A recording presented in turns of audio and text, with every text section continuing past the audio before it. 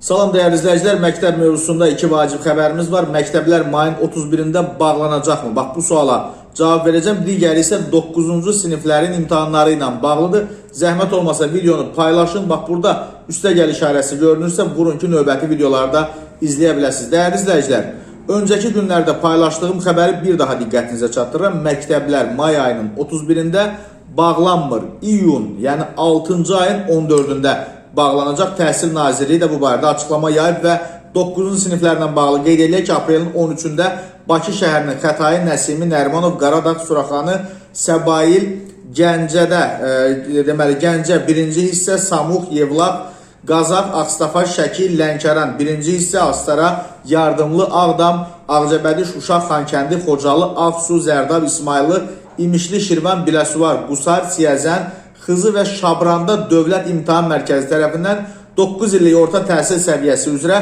buraxılış imtahanı keçiriləcək. Bu barədə məlumatı Dövlət İmtahan Mərkəzi yayıb.